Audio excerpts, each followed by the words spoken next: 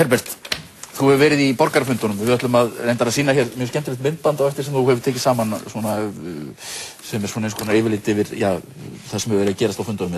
Og þú ætlar að, þetta þetta mynd sem þið ætlar að sýna í Háskólabíó, ekki? Jú, við ætlum að sýna hann í Háskólabíó annað kvöld. Það stór fundur og mjög merkilegur að mínu viti. Þarna verða nefnilega sko 2 erlendir fræðingar sem merkilegt fyrir þær sakir að þeir svona hafa enga hagsmuni á Íslandi.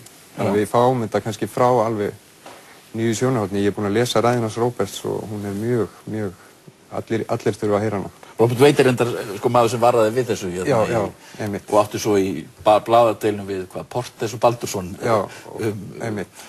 Og þeir sem voru svona einhvers konar verjendur kerfisins á sínum tíma. En þú ætlar að halda ræðu þetta líka og ég veit að þú ætlar að tala að sáttmáli í samfélaginu hafi verið rofinn.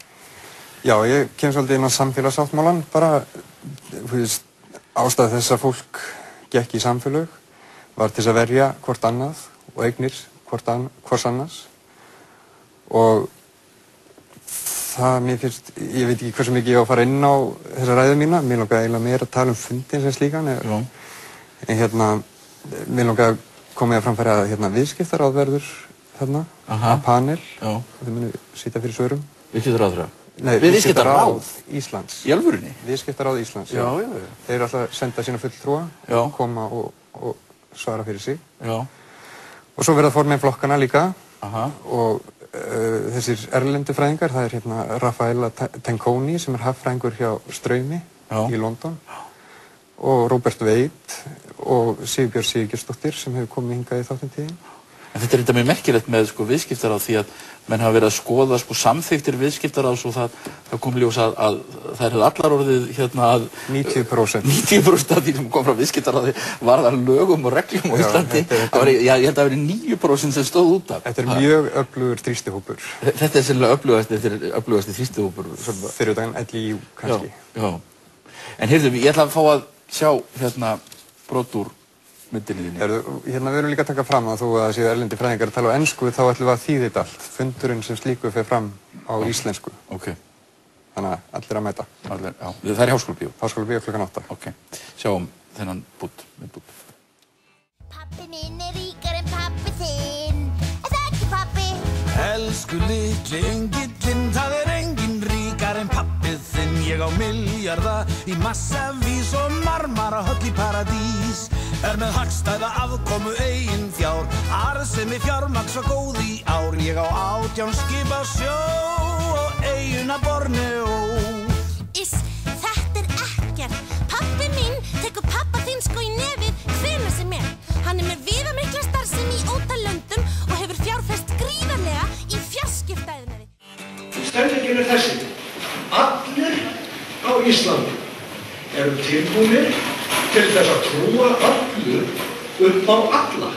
Hvort stendur ríkisstjórn Íslands með lánafyrirtækjunum og fjármagnseigendum eða heimilunum í landinu?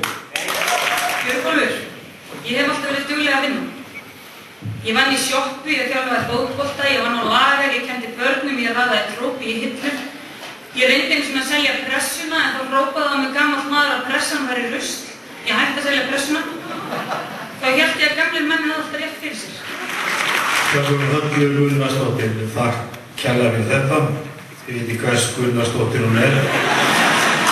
Hann heldur því fram að það skapist pólitísk kreppa eða verða kosningar. En það er pólitísk kreppa vegna þess að stjórnvöldum er ekki treyst og er ekki treystandi.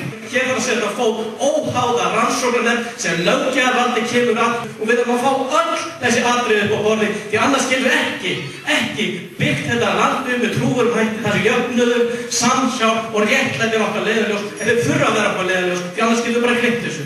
Ísland er ekki gjaldþrota.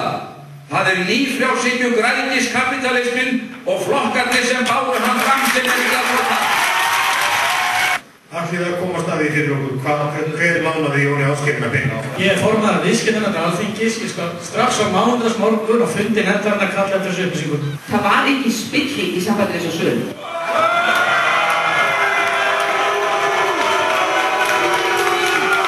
Og ég seldi bankann.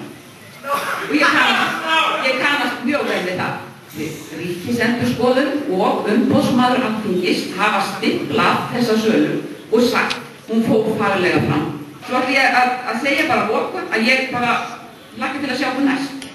Mig langar að stinga upp á því að saman sem þjóð förum við að skilja eftirfarandi orð. Þjóðargjaldþrot af gáleysi. Þjóðargjaldþrot af gáleysi. Og þetta sjálfsögðu alveg rétt. Fréttaflutningur þurrumpulegur.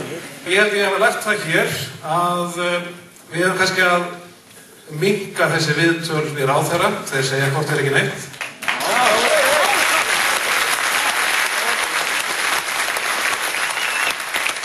Fækka drottningaviðtölunum. Við getum rifist við eigandi okkar, hann segir okkur ekki hvað við skrifum eða hvað við skrifum ekki. Nú, þú spurðir hver gaukaði þess að okkur, ég get alveg sagt þér það var litli EMF-maðurinn. Ég var reikinn á skjáinum á sínum tíma fyrir að vera ekki með Sjálfstæðisflokknum. Það var bara svoleiðis. Þeir sem eru inn í klíkunum, þeir sjá hvert stefnir og þá fara allir að þrífa til sín verðmætin. Við verðum að skoða þetta ferli mjög ákvæmlega. Og við erum að hætta eitthvað í rúmdag. Það var 2 mínútna frétt í upphafi fréttum og 7 mínútur það að Guðni Ágústsson var hættur, svo var önnur frétt örstutt IMF sem sko framtíð okkar allt. Svo er hann líka með þyrlupall í safnarbygginu sínu. Er það ekki, pabbi? Elsku Kjartan sanginn minn, það enginn ríkar en pabbi þinn. Ég á kappa, vín og kavíar og flestar karabísku eyjarnar. Ég á ofgnótt af alls konar listunum, ég á egypskan faró í fristinum. Ég á beta vídeó og borpall í Norðursjó. Þetta rétt. Pabbi minn á svo marga fjárfestingabanka að það ekki einu sinni... Þetta skætingurinn sem við fáum, en fólki með þennan skæting alltaf kosið aftur. Næsta mánudag, klukkan 8, ætlum við að hafa borgarafund í Háskólabíó. Og ég krefst þess sem kjósandi hér á Íslandi og alltaf